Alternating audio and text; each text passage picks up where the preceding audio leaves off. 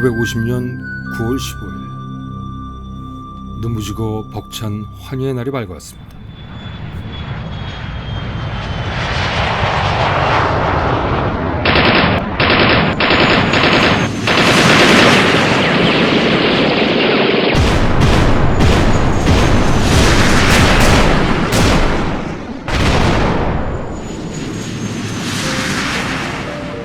이날 한국전쟁의 전환점이 되었던 인천 상륙작전이 감행됐습니다.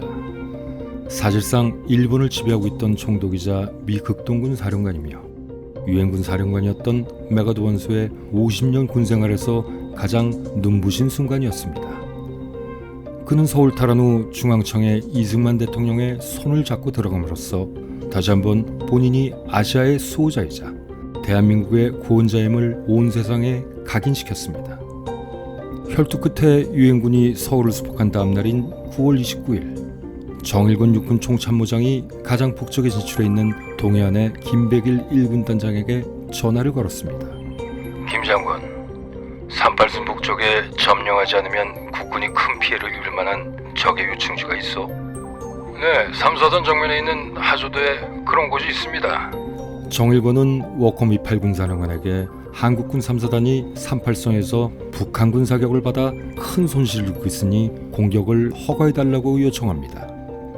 워커는 처음에는 내키하지 않다가 한 지역의 작은 전술적 문제라 판단하고 공격 작전을 허가해줍니다. 쾌재를 부른 정일권은 곧장 강릉으로 달려가 양양에서 대기하고 있던 이종찬 장군의 한국군 3사단 23년대에 38선 돌파를 명령합니다. 단순히 북한군의 사격을 무력화시킨다는 명목으로 북진 명령을 내린 것이죠. 10월 1일 새벽 5시 드디어 한국군 3사단 23년대 3대대가 제일 먼저 38선을 돌파했습니다. 그리고 오후 2시경에는 양양에 돌입합니다. 동시에 좌측에 있던 한국군 수도사단 18년대도 양양 입성에 성공했습니다. 드디어 기다렸던 통일의 길이 열린 것이죠. 이때부터 대한민국은 한국군이 38선을 넘은 10월 1일 이날을 기념하여 국군의 날로 지정하게 됩니다. 그 후 한국군 3사단과 수도사단은 경쟁을 하며 북쪽으로 내달렸는데 불과 10일 만에 동해안 최대 요충지인 원산을 점령해버렸습니다. 그동안 미국 정부는 9월 29일까지 북진을 승인하지 않았고 그나마 북진을 승인한 유엔의 결의가 10월 7일에야 나왔으니 결국 한국군의 북진은 유엔의 사후 승인을 받은 셈이 돼버렸습니다. 물론 정일권의 38선 북진 유도 작전은 이승만 대통령과의 치밀한 사전 교감에 따른 것이죠. 10월 2일 한편 인천 상륙작전의 성공으로 더욱 자신만만해진 메가더는 엉뚱한 계획을 내놓습니다. 메가더 그는 필리핀의 해방자였으며 일본을 용서하고 재건시킨 사실상 전후 일본의 국부와도 같은 존재였습니다. 그리고 한반도에서는 공산 세력과 성전을 벌이는 십자군의 현자처럼 비춰지고 있었죠. 또 그는 나아가 중국을 정복하려는 아시아의 시저이자 차후 미국 대권을 꿈꾸는 정치가처럼 보이기도 했습니다. 그런 그가 유엔군에게 이런 명령을 내립니다.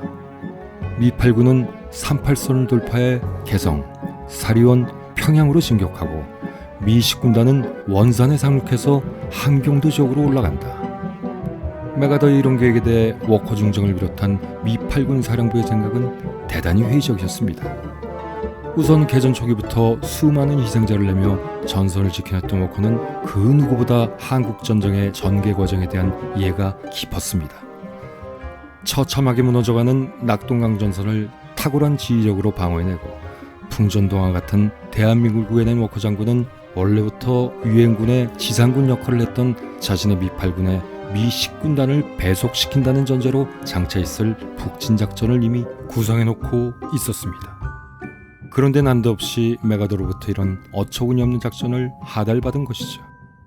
거기에다 지휘권 이원하라는 전략가치도 않은 북진 계획을 들었을 때 방어전을 승리로 이끈 승장이었던 워커 장군 입장에서는 이런 조치는 사실 매우 치욕적인 것이었습니다.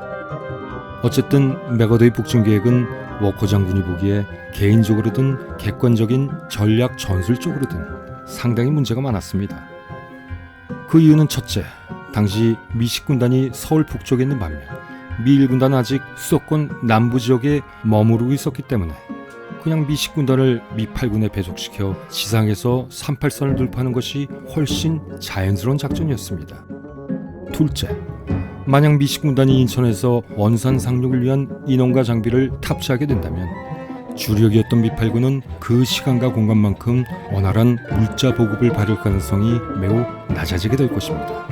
셋째, 그리 넓지 않은 전선에서 지휘권이 불필요하게 양분되었을 뿐만 아니라 그에 따라 공격료도 양분되었습니다. 이것은 다른 무엇보다 심각한 문제였는데 말하자면 8군은 18만 명의 병력으로 평양을 거쳐 압록강으로 진격하고 7만 명의 식군단은 번거롭게 한반도로 다시 돌아 원산으로 상륙하여 동해안을 따라 북진 중인 한국군 1군단을 흡수한 후 함경도 방면을 따라 두만강으로 진격하게 하자는 것입니다. 그런데 8군과 식군단 사이엔 험준한 산악지대가 있었습니다. 이 낙림산맥은 2000m가 넘는 봉우리들로 이루어져 있으며 남북으로 길게 뻗어 있어서 이렇게 되면 이 두 부대는 심각하게 격리될 수밖에 없게 됩니다. 그리고 이 격리폭이 무려 80km가 넘는 관계로 이 간격으로 만약 적이 우회 침투를 시도한다면 모든 유엔군 부대는 양 방향에서 심각한 배후 차단에 놓여질 가능성이 농후했습니다. 또 나아가 북으로 진격하는 동안 한반도 중동부의 무시무시한 산맥들은 결국 주력 부대인 서부의 미 8군과 동부의 미 10군단이 연결할 수 있는 지점을 오직 압록강으로만 제한시켜버리게 될 것입니다. 이 때문에 전투 소열이 어찌됐든 진격하는 이 두 부대는 서로 접촉이 단절될 수밖에 없고 사실상 서로 고립된 채 싸울 수밖에 없게 되는 것입니다. 이 때문에 워커 장군은 미 10군단이 그대로 38선을 돌파하고 미 1군단이 그 뒤를 따라 평양을 같이 공격하는 것이 훨씬 더 합리적이고 안전한 방법이라고 생각했습니다. 일단 미 10군단이 평양을 점령하면 미 1군단은 방향을 동쪽으로 전환시켜 이미 원산을 점령한 한국군 1군단과 연결하고 그 후 청천관과 함흥을 잇는 선에서 다시 미 10군단과 전선을 연결한다면 나머지 북한 지역을 더 신속하고 빈틈없이 접수할 수 있다는 것이 워커의 작전 구상이었습니다. 이 작전은 매우 현실성 있는 계획으로 대다수 미군 지휘관들의 지지를 받고 있었습니다. 미 해군 측에서도 원산 상륙은 불필요한 작전이다. 미 10군단은 해상으로 진격하는 것보다 서울로부터 육로로 직접 공격하는 것이 훨씬 빨리 원산을 점령할 수 있다라는 견해를 밝혔습니다. 심지어 맥어더 사령부의 병참 부장까지도 병참 지원은 분할하는 것보다 통일하는 방식이 훨씬 용이하다라고 생각하고 있을 정도였죠. 하지만 미 국방부와 합동참모본부도 그리고 강직한 신념의 사나이였던 트루만 대통령도 상대하기 쉽지 않았던 메가더를 워커 장군과 미 8군 사령부가 설득하기엔 역부족이었습니다. 결국 메가더의 고집으로 온갖 혼란을 겪은 끝에 미 10군단은 인천과 부산을 출발해 원산 앞바다로 접근합니다. 10월 19일 미 해병 1사단을 포함한 미 10군단 병사들은 해군 수송선을 타고 원산 앞바다에 하나둘 모습을 나타내기 시작했습니다. 그러나 뜻밖의 복병이 이들을 기다리고 있었죠. 그것은 원산을 상륙 예정지로 정확히 예상한 소련군이 원산만에 깔아놓은 3천여 기의 기뢰였습니다. 메가더는 어쩔 수 없이 합동참모본부에 구축함 1척, 소해 구축함 2척, 고속수상함 1척을 요청하고 쉬쉬해가며 일본 소해정 8척까지 동원해 기뢰 제거 작업을 시작합니다. 이것은 구 일본 해군의 비공식적이긴 하나 명백한 한국전쟁 참전이었습니다. 일본인의 특성상 패전으로 인해 모두 패닉 상태에 빠졌을 때 이것을 간파한 일본의 전범 우익 세력들이 메가더 요청을 전폭적으로 받아들임으로써 그들은 다시 한반도 문제에 어떻게든 개입하게 된 것입니다. 한국전쟁은 일본 재건에 그들이 말한 대로 하늘이 내린 기회로 작용하게 됩니다. 어찌됐든 한국전쟁의 최대 수혜자는 바로 일본이었습니다. 그러나 기뢰를 제거하다 두 척의 미 해군 소유함과 한국 해군 516정 그리고 일본 소유정 19호가 기뢰 폭발 사고로 침몰까지 하고 맙니다. 그 사이에 수송선에 타고 있던 미군들은 배멀리에 시달리면서 코미디언 바보프의 조롱 섞인 공이나 보면서 귀중한 시간을 낭비하고 있었습니다. 아무 의미가 없는 미식 군단의 행정 상륙. 그러나 원선은 이미 보름 전에 한국군이 휩쓸고 지나간 후방으로 변해 있었습니다. 결국 귀중한 병력과 시간을 한 달 동안이나 도로와 바다에 낭비한 셈이 된 것이죠. 우여곡절 끝에 원산에 상륙한 올리버 스미스 해병 1사단장은 의미 있는 코멘트를 하나 남깁니다. 이번만은 역사가 우리보다 앞서갔다 라고 말이죠. 금쪽 같은 시간의 낭비와 김 빠진 행정 상륙으로 체면을 구긴 메가더는 자신의 실수를 만회하기 위해 한반도 동북부 함경도 깊은 지역으로 미식 군단을 서둘러 진격시키기 시작합니다. 그런데 원초적인 문제는 앞서 말한 대로 이미 메가더가 아군의 주력을 둘로 나누었을 때부터 발생했습니다. 유엔군이 인천을 먼저 수복한 것은 전략적으로 아주 많은 이점을 가지고 있었습니다. 당시에는 경부선 철도 위에는 별다른 교통수단이 없었기 때문에 부산을 통하지 않고 직접 인천을 통한 보급로가 개척됐다는 것은 장차전의 수행에 있어서 매우 중요한 요소였습니다. 그런데 이런 이점을 살리지 못하고 오히려 미식 군단의 병력과 장비를 다시 실어 나르기 위해 인천항은 상륙 당시보다 더 북적될 수밖에 없었습니다. 그만큼 북진을 위한 미8군의 군수물자 하역이 훨씬 늦어질 수밖에 없었던 것이죠. 워커 장군의 우려가 현실로 나타난 것입니다. 좁은 항구에서 한쪽으로는 부대를 탑승시키고 또 다른 한쪽에서는 군수품을 하역하는 웃지 못할 상황이 벌어지고 있었던 것입니다. 이런 10군단의 해상이동으로 38선 이북으로 북진하려던 미8군은 예상대로 보급의 제한을 받아 이하 부대를 동시에 진격시킬 수가 없었고 보급이 완료된 이후에나 미 1군단부터 순차적으로 북진시킬 수밖에 없었습니다. 결국 메가더의 이 괴상한 작전으로 인천항을 확보했었으면서도 물리난을 겪은 유엔군은 북진 작전에 큰 차질을 가져왔고 중국군에게 압록강을 넘어 반격한 시간을 충분히 제공해 줬을 뿐만 아니라 군대를 둘로 쪼개는 바람에 중국군이 들키지 않고 침투할 수 있는 80km가 넘는 넓은 공간까지 마련해 준 꼴이 돼버렸습니다. 사실 참전 준비 당시 마오쩌둥이 중국군 사령관 펑다이에게 지시한 최초의 작전 방침은 다분히 수세적이었습니다. 북쪽 산악지대에 방어진지를 구축한다. 적군이 평양 원산선을 고수하고 더 이상 북진하지 않으면 우리도 평양 원산을 공격하지 않는다. 이들은 전쟁 초기 다만 한만 국경과 남한 사이에 유효한 완충지대가 필요했을 따름이었습니다. 그러나 메가더의 엉뚱한 작전 계획이 마오쩌둥의 자신감에 불을 지펴주었습니다.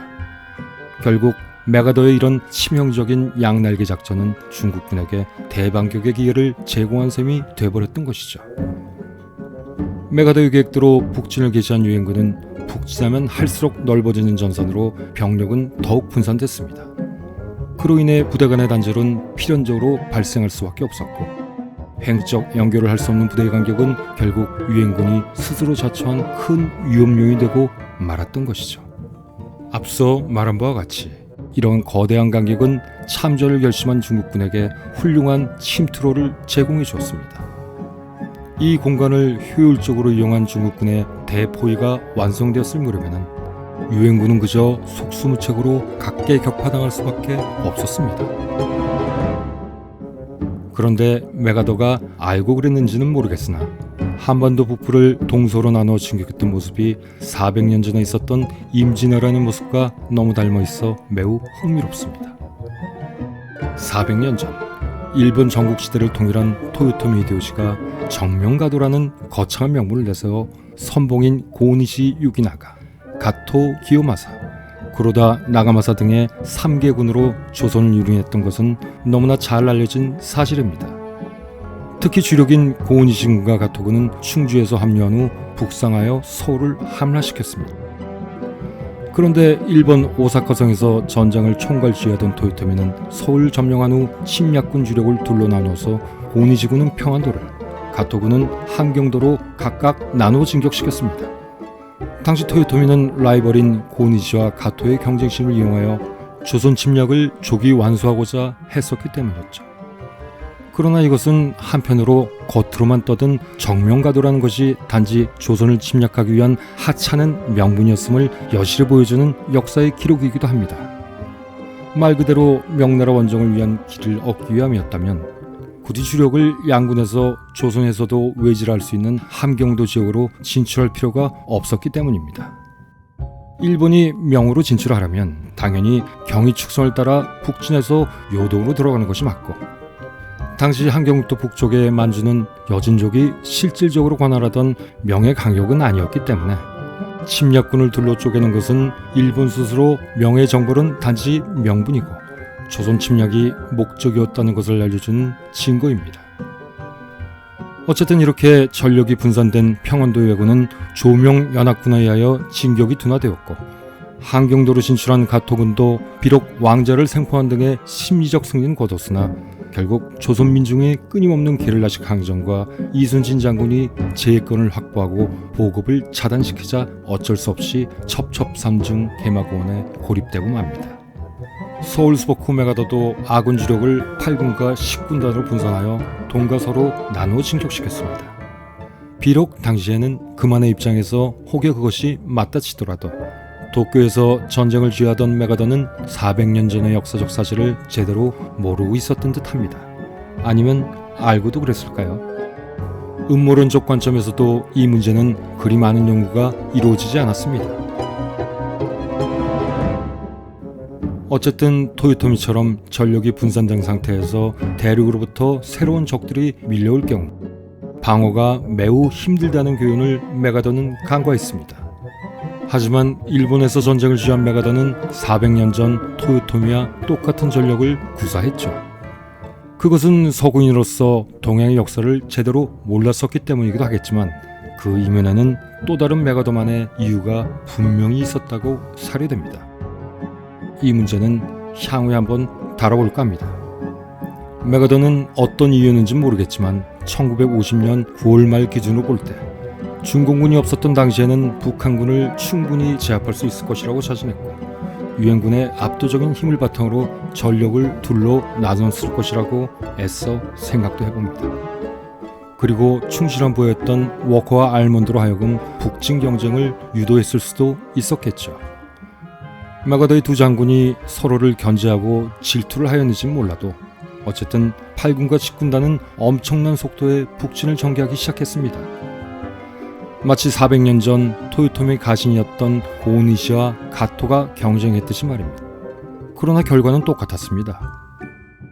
러시아에 들어간 나폴레옹과 히틀러처럼 말입니다. 역사는 이렇게 또 반복되었습니다. 10월 20일 메가더는 미 8군의 예비인 187 공정 연대 전투단으로 서부 전선의 숙천, 순천 지역에서 공수작전을 실시합니다. 그 이유는 김일성과 북한군 주력의 퇴로를 차단함과 동시에 평양 부근에 억류돼 있던 다수의 미군 포로를 구출하는 것이었습니다. 그러나 북한군의 주력은 이미 청천강 이북으로 탈출한 상태였고 일개 연대 정도의 북한군 병사들을 포획하는 데 그쳤습니다. 또한 미군 포로는 이미 압록강으로 후송된 뒤여서 대부분 구출하지 못했습니다. 아마도 메가더는 2차 대전 당시 연합군이 실시했던 모든 작전을 이 한국전쟁에서 다 한 번씩 써보기로 마음먹은 것 같았습니다. 어쨌든 서부전선의 미 8군은 서쪽으로부터 미 1군단과 한국군 2군단이 잇따라 청천강을 건넜습니다. 또한 미 10군단이 맡은 동부전선에서는 한국군 3, 4단과 수도사단이 원산, 흥남 부근에서 교두보를 확대하면서 미 해병 1사단과 미 7사단의 상륙을 기다리며 북진 준비를 하고 있었습니다. 이때부터 양갈래길로 계속 북진하던 유엔군은 한반도의 지형상 정면이 갑자기 넓어지면서 보급선은 점점 더 길어지고 전력은 더욱 분산될 수밖에 없는 상황에 마주하게 됩니다. 이것은 지도만 대충 봐도 알 수 있듯이 앞으로 유엔군이 책임져야 될 압록강 하구에서 두만강 하구에 이르는 한만 국경선은 대략 1000km로 평양 원산선에 무려 4배에 달하기 때문입니다. 그러나 압록강 두만강까지만 도달하면 전쟁은 끝난다라는 단순한 바람이 각 부대를 국경선을 향해 그대로 질주시켜버립니다. 그리고 서부전선의 8군과 동부전선의 10군단 사이에 80km가 넘는 간극은 그대로 방치한 채 이 지역에 대해 두 부대 모두 어떠한 지상 정찰도 하지 않고 있었습니다.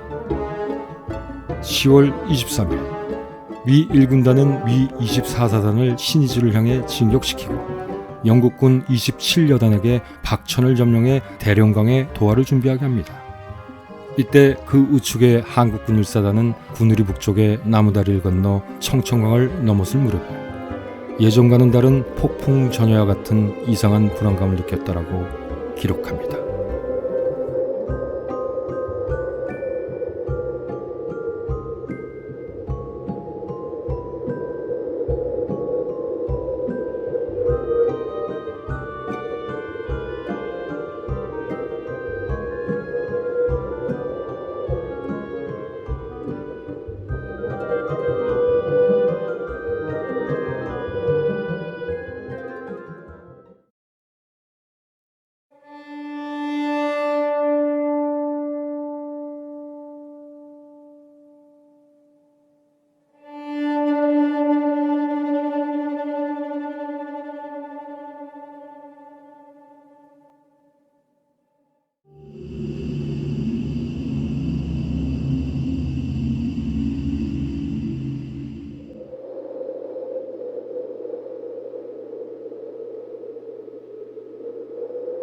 (1950년 10월 25일) 낭림산맥 서쪽 운산 부근의 한국군 1사단 전면에 갑자기 출몰한 중국군의 등장은 전쟁이 새로운 국면으로 접어들었음을 알리는 변곡점이었습니다.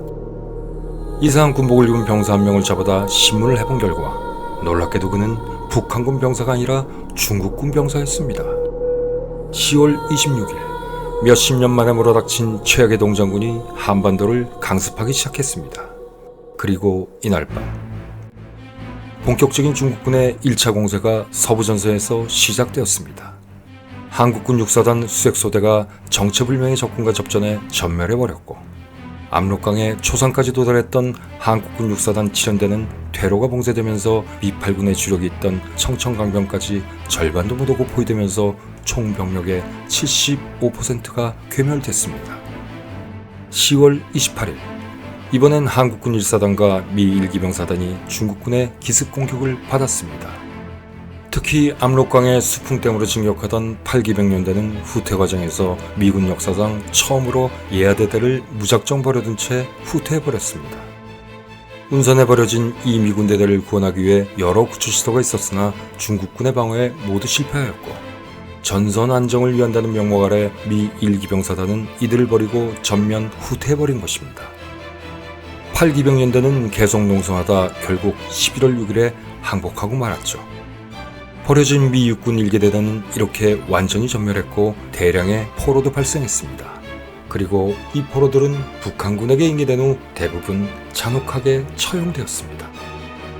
4일 동안 한국군 1사단과 6사단 그리고 미 8기병연대는 사실상 전멸해버린 것입니다. 이것은 중국군이 잘 싸웠다기보다는 한국군과 미군의 방심과 졸렬한 전투의 결과였습니다. 그러나 이렇게 중국 정규군이 참전이 확인됐음에도 메가더는 기껏해야 북한군 패전병에 중국의 의용군 소수가 가담했을 것이라 인식하고 신속하게 북진하라는 작전 계획을 그냥 미 10군단에게도 발동합니다. 10군단은 동북지역의 한만 국경으로 신속히 진격한다. 이미 서부전선의 미 8군이 중국군의 강한 저항에 마주쳤는데 이런 작전 지시가 나왔다는 것은 도저히 이해가 되지 않습니다. 메가더는 즉시 북진을 중단하고 부대를 재배치함과 동시에 10군단의 주력을 원산에서 서쪽으로 이동시켜 조속히 서부전선의 미 8군과 연결을 시도하고 중국군의 우회 침투가 불가능하도록 전선을 다시 조정했어야 했습니다. 그러나 전선의 조정은 고사하고 정반대 방향으로 무조건 치고 나가라고만 명령했던 것입니다. 이젠 미 10군단에게도 재앙이 현실로 다가오게 됐습니다. 동부전선에서는 10월 26일에 이르러서야 10군단이야 미 해병 1사단이 원산 상륙을 시작했습니다. 서부전선에서 중국군이 공세를 시작한 다음날 미군이 원산 상륙을 시작한 것은 참으로 어이없는 일이었습니다. 다시 말하지만 좁다란 한반도 전선을 8군과 10군단의 2개의 전투구역으로 나누고 10군단에게 동부전선을 맡겨 동해안 항만의 상륙작전을 실시하게 한 것은 메가더의 최대 실책 중 하나였습니다. 인천 상륙작전에 동원된 미 10군단이야 미 해병1사단은 그나마 인천에서 가까스로 해상을 통해 원산으로 이동했지만 인천항의 적체로 인해 미 7사단은 육로로 이동하여 부산에서 합류한 다음 부산항에서 다시 해상으로 북한의 동해안에 상륙할 수밖에 없는 웃지 못할 해프닝까지 벌어지게 됩니다. 따라서 이제는 미 7사단의 부산항 이용에 따라 병참선의 핵심 기지인 부산항과 인천항에 모두 물륜한 사태가 발생하게 되었습니다. 이로 인해 서부전선에서 미 8군의 보급 상태는 최악 중에 최악이 되었고 동부전선의 가난한 한국군은 북한의 그 추운 엄동설 안에 하복을 입고 포탄도 부족한 채 전투를 했을 만큼 한심하고 참담한 상황이었습니다. 11월 5일 중국군의 기습과 보급 차질로 인해 서부전선을 담당한 8군의 공격이 마침내 중단되었습니다.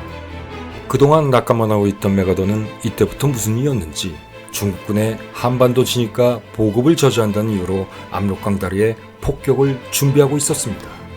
그는 스트레이트마이어 극동 미공군 사령관에게 정체된 미 지상군을 대신해 청천강 이북을 폭격하라고 명령을 내립니다. 하지만 이것은 워싱턴의 반대로 일단 중지되었고 메가더의 강력한 항의에 의해 11월 6일부터 폭격이 허락되어 이틀 후인 11월 8일부터 가까스로 폭격 작전이 실시되었지만 이것도 철저히 은폐하고 밤에만 은밀히 이동하는 중국군에게는 별 효과가 없는 작전일 뿐이었습니다. 어쨌든 이때부터 한반도 상공에서는 사상 최초의 제트기간 공중전이 벌어지게 됩니다. 메가더는 더 나아가 만주 폭격까지 요구했지만 워싱턴은 이것만은 결코 허락하지 않았습니다. 한편 동부전선을 맡은 10군단의 미 7사단 17연대는 이안에 상륙한 후 별 저항 없이 나름대로 순조롭게 압록강 상류인 해산진에 도착했습니다. 그리고 11월 26일에는 한국군 3사단이 함경북도 합수를 점령하는 등 한국군 1군단도 두만강을 향해 북진을 계속하고 있었습니다. 이때 메가더는 왜 8군은 10군단처럼 진격하지 못하는가 라고 화를 내며 신복이던 10군단장 알몬드와 비교하면서 낙동강의 영웅이었던 서부전선의 8군 사령관 워커 장군을 질책하기도 했습니다. 결과적으로 중국군은 1차 공세에서 기습 공격에 의해 유엔군과 한국군의 쾌속 진격 저지에 성공했고 자신들의 주력이 도착할 때까지 시간을 번다는 1차 목적을 100% 달성했습니다. 이때부터 전선에서는 중국군의 모습은 갑자기 사라지고 작전 의도를 기만하기 위해 북한군이 다시 나타나 유엔군 앞에 방어막을 치기 시작했습니다. 그 사이 중국군은 후방 30km 지점에서 가만히 반격의 거점을 만들고 포위망을 구축한 후 다음 공세 준비를 착수하고 있었습니다.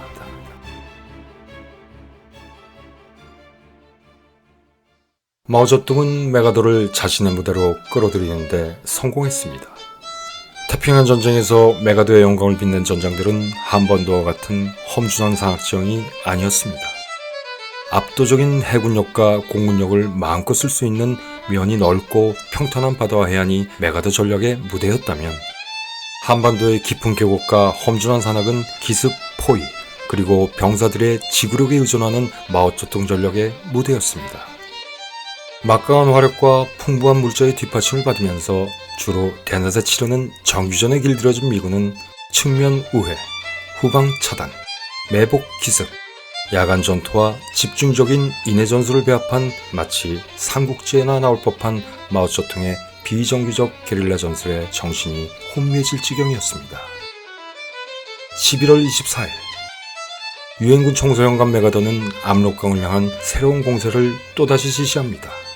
그리고 기자들을 불러놓고 신속히 적을 밀어붙여 전쟁을 종결시키고 유엔군 장병들이 본국으로 돌아가 크리스마스를 맞도록 하겠다 라며 언론 프레이를 시작합니다. 그러자 언론들은 이것을 크리스마스 공세라고 이름지었습니다. 크리스마스 공세는 유엔군 사령부가 북한 주둔 중국군의 병력을 최소 3만에서 최고 7만 정도로 추정하고 유엔군 12개 사단 30만의 병력이면 충분히 승리할 수 있다는 판단에서 다시 발동된 작전이었습니다. 그러나 이때 중국군은 삼야장군 이하 구병단의 20, 26, 27군마저 동부전선에 투입이 완료돼 예비 병력을 빼더라도 무려 36만이 넘는 대병력이 한반도에 전개하고 있었고, 인천 상작전 직후 메가더의 우유부단한 포위 전술로 무사히 38선을 넘어 철수한 북한군 병력도 6만 명이나 재건돼 있었습니다. 정보 부재와 오판이라는 것이 이렇게 무서운 것입니다.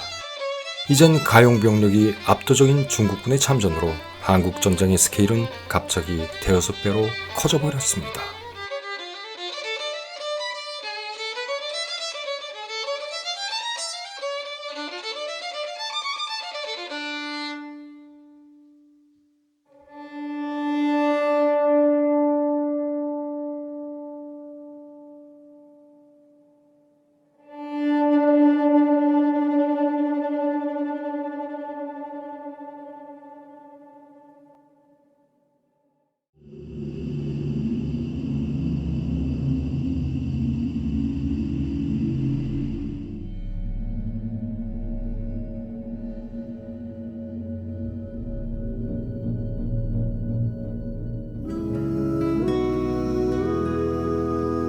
백만 년 전 한반도에서 엄청난 폭발이 있었습니다. 그것은 백두산의 거대한 화산 폭발이었죠. 이때 넓이가 약 4만 평방킬로미터로 남한 면적의 40%에 달하는 한반도의 지붕 개마고원이 생겼습니다. 개마고원은 예로부터 삼수갑산이라 하여 하늘을 나는 새조차 찾지 않던 산간 벽지로 한번 들어가면 다시는 돌아오지 못한다는 험지의 대명사로 꼽히고 있었습니다. 그리고 이것은 한반도에서 가장 추운 곳이기도 합니다. 겨울철 평균 기온이 영하 20도에 가까우며 최저 기온이 영하 40도 아래로 떨어진 날도 아주 많습니다. 반면 여름철 평균 기온은 영상 15도 안팎으로 서늘하고 매우 쾌적합니다. 일제강점기 시절 이 개마고원의 남쪽 출입구인 황초령 마드산 등지에서 발원한 장진강을 막아 유역병경식 발전을 하는 인공호수가 바로 장진호입니다. 이 거대한 호수는 1920년대부터 개발을 시작하여 1934년에 조성됐습니다. 1920년대 말년 일제는 장진에 수력발전소를 세우려고 했습니다. 그것은 흥남에 대규모 질소 비료 공장이 들어설 예정이었는데 이것을 가동시킬 전력 공급원이 필요했었기 때문이었죠. 그러나 당시 일본이 질소 비료 공장을 세우려고 한 진짜 이유는 질소 비료 공장은 공정상 전시에 바로 화약 제조 공장으로 전환할 수 있었기 때문이었습니다. 이 때문에 한국전쟁 초기 미국은 북한이 이를 사용할 수 없도록 공군의 폭격으로 원산 흥남 등지의 공업지대를 완전히 파괴해버리기도 했습니다. 어쨌든 이렇게 만들어진 장진호는 만수면적이 64평방킬로미터이며 저수량은 약 10억 5,900만 톤이나 됐습니다. 그래서 이 호수의 물을 황초령 중간에 뚫은 장장 24km의 긴 도수관으로 끌어들여 발전을 했는데 당시에 이 장진호 발전소로 총 32만 킬로와트의 전기를 생산했습니다. 그리고 장진호는 부전호와 함께 한반도 제1, 제2의 거대한 인공호수로 인근의 부전공과 어우러져 관광 명승지로도 유명합니다.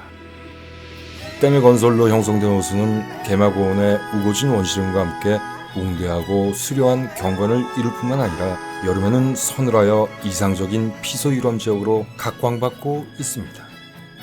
황초령을 강삭철도로 올라가면 황초령역에 이르며 여기서 다시 장진선의 종점인 사수역으로 이어지게 됩니다. 이곳에서 호수를 정기 운항하는 유람선을 타고 20km가 넘는 호수를 지날 때 펼쳐지는 산천의 풍경은 가히 신세계와 같은 절경이라고 합니다. 여담이지만 만약 분단되지 않은 한반도에서 이 개마고원과 장진호반을 지금 우리가 관광자원으로 개발했다면 아마도 스위스 알프스를 능가하는 훌륭한 관광명소가 되었을 것입니다. 언제나 이곳에 한번 가볼 수 있을까요? 그러나 1950년 11월에서 12월 기간 동안 이 인근과 함경남도 장진군 지역에서 치열한 전투가 벌어졌습니다.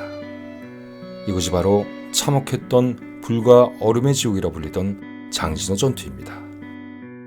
당시 전투에 참가한 미 해병대와 미 육군, 그리고 한국인 카투사와 중국군 전몰자의 유해가 이곳에 아직도 많이 묻혀 있을 것으로 추정됩니다.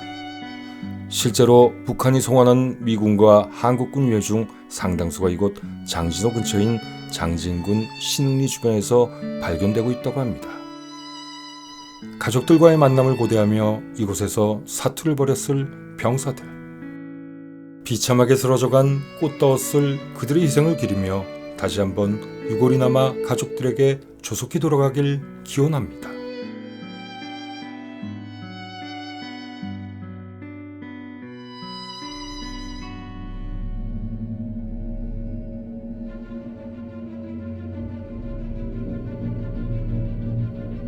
세계사적 관점에서 한국전쟁을 한국 땅에서 일어난 미국과 중국의 전쟁이라고 부르기도 합니다. 정치학자 사무엘 헌팅턴은 그에 져서 문명의 충돌에서 한국전쟁은 중국 문명과 서구 문명이 정면으로 충돌한 예를 상징적으로 보여주는 전쟁이라고 했습니다. 2차 세계대전 이후 미국의 주요 외교정책 기반자들은 자신들의 세계경영 의지와 전략의 부재가 독일, 일본 등 수정주의 국가들의 무장과 영토 확장을 위한 무력 도발로 이어졌고, 국제경제관계도 자국의 이익만을 극대화하는 미국의 편협했던 블록경제 정책으로 바탕이 나서 결국에는 제2차 세계대전 같은 창극이 발생했다고 깊이 인식하고 있었습니다. 이에 따라 미국의 신윌소니아니즘의 구축과 관리는 한편으론 자국 상업 이익의 극대화를 겨냥한 측면도 있지만, 발상의 근거에는 자유주의 경제 질서의 확산으로 전쟁을 예방하려는 보다 근본적인 세계 질서 관리의 의도도 자리하고 있었습니다. 이러한 개념으로 세계를 경영하려는 경제 이념이 전후 미국의 주요한 세계 정책의 구성 요소 중 하나였다면, 또 다른 하나는 군사대국화를 통한 세계 질서의 관리로 이 둘은 미국의 세계 전력이 있어서 가위의 양날과도 같았습니다. 냉전이 본격화된 무렵이었던 1947년, 트루먼 대통령이 천명한 트루먼 독트린에는 세계 도처의 국민들이 자유를 수호하기 위해 우리의 도움을 원한다면 적극적으로 그들을 지원하는 것이 우리의 정책이어야 한다 라고 명시했습니다. 이러한 트루먼 독트린은 사실상 적극적인 군사관여로 세계 질서를 관리하겠다는 선언이며, 미국의 세계 전략이 군사화될 것임을 알리는 신호로도 해석할 수 있었습니다.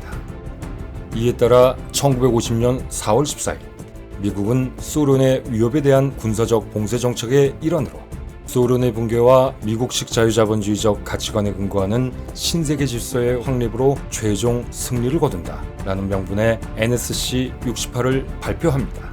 하지만 이 정책은 미국 사회 전반의 지지를 유도하는 데 어려움을 겪게 됐습니다.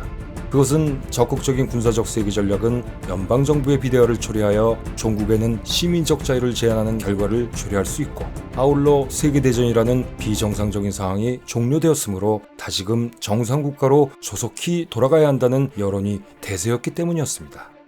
그러나 이 모든 상황을 반전시킬 수 있는 사태가 발생했으니 그것이 바로 우연치고는 너무나 우연치 않은 비극의 한국전쟁이었습니다.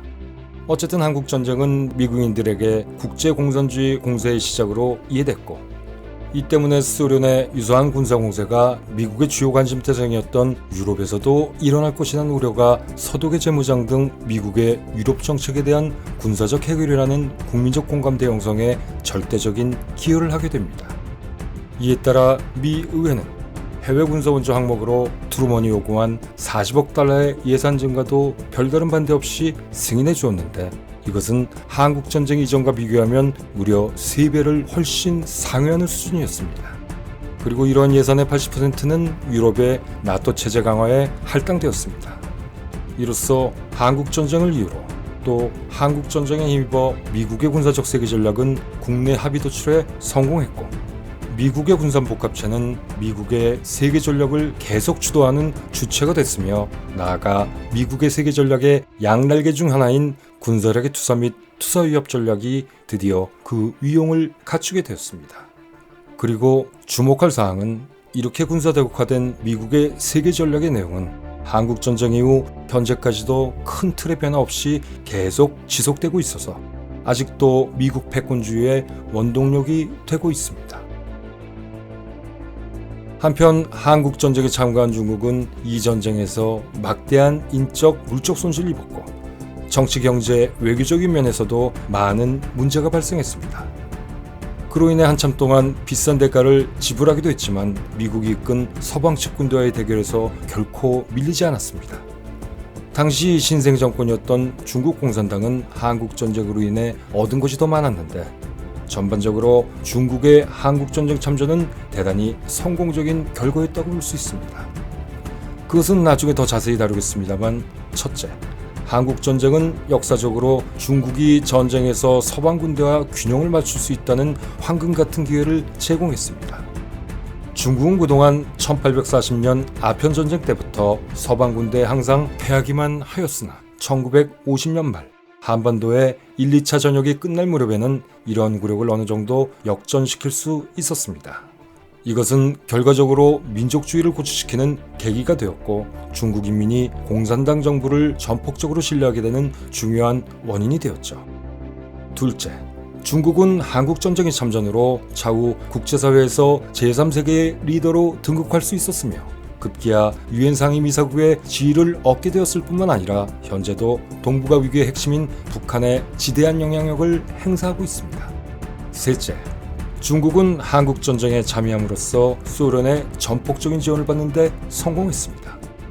중화인민공화국의 초기 20년 동안 소련은 중국 입장에서는 대단한 후연자였는데 소련은 중국의 한국전쟁 참전 대가로 군대의 현대화와 산업 인프라 구축을 위한 막대한 차관을 제공해 주었죠. 넷째, 중국인들이 느끼는 한국전쟁에서의 군사비 수출과 중국군의 인적 손실은 서방이 생각했던 만큼 중국이 참을 수 없을 정도의 피해는 아니었습니다. 사실 중국군의 사상자 수는 유엔군 포함 한국군과 남한 민간인의 사상자 수와 거의 비슷한 것으로 알려지고 있습니다. 그동안 중국의 한국전쟁 개입 원인을 미국의 중국 안보에 대한 위협으로만 보고 있었으나 최근 비밀 해제된 중국 측 자료를 기초로 한 중국의 진보학자들의 견해는 조선전쟁은 평양, 모스크바, 북경 3자의 연합작품이며 중국의 참전 배경은 자국 영토에 대한 침략 가능성의 두려움 때문이 아니라 신생 중국의 이익을 위해 모스크바의 요구를 중국이 스스로 따르기로 했기 때문이다 라고 요약됩니다. 이것은 최근 중국과 소련에 공개된 자료에 힘입어 중국의 한국전쟁 개입 배경을 국내 요인, 개입 결정 과정, 한국전쟁 개입에 대한 영향 등 한국전쟁을 새로운 시각으로 다시 재조명하고 있는 것입니다. 그러나 중국은 한국전쟁 당시에 자신들의 진짜 속내를 감춘 채 1950년 6월 25일 조선에서 내전이 발발하자 27일 미국 대통령 트루먼의 미국 군대가 공군연히 조선을 침입하였고 중국의 영토인 대만을 점거한다고 선포하였으며 15개 국가의 군대를 끌어모아 연합군이라는 기차에 전쟁의 불씨를 중국의 국경선까지 몰고 왔으며 중국의 안동을 폭격하였다. 이에 우리자발적인 중국 인민지원군은 조선을 향해 출정하였고 조선인민군과 함께 미국 침략군과 맞서 싸웠다. 라고 소위 조선지원전쟁의 명분을 뻔해 보이는 자신들의 입장에서 단순히 요약했습니다. 그리고 이 주장을 지금도 공식적인 입장으로 견제하고 있죠. 한편 소련의 스탈린은 애초에 김일성의 한반도 통일 같은 것은 안중에도 없었습니다. 다만 미국이 한국전쟁에 묶여 유럽에 신경 쓸 여유가 없도록 가능한 오래 전쟁이 이어지길 원했습니다. 그는 이 기간 동안 동부 유럽 국가들이 자신들의 위성 국가로 공고해지길 바랬고 핵무기 개발에도 시간이 필요했습니다. 그러기 위해서는 김일성이 절대로 이 전쟁을 쉽게 이겨서는 안 되었죠. 그리고 그는 유엔군이 반드시 38선 이북으로 북상하여 중국이 한반도로 들어와 전쟁을 더욱 격렬하게 만들 수 있도록 유도했습니다. 그래야만 마오쩌둥의 중국도 자신이 계속 조종할 수 있다고 생각했던 것이죠. 그만의 이제였다고는 할까요? 국가 간 전쟁에서는 어떤 식으로든 각자의 이익과 그것을 포장하려는 프로파간다가 존재합니다. 이렇게 자국의 이익만을 위한 전쟁으로 말미암아 대신 한반도에서는 당시 남북한 인구 2,500만 명 대부분이 피해를 입었고 남북한 전 지역이 완전히 초토화됐습니다. 남에게 전쟁터만 빌려주고 이렇듯 우리에겐 지울 수 없는 상처만 남긴 통한의 한국전쟁. 그래서 더 가슴이 아픕니다.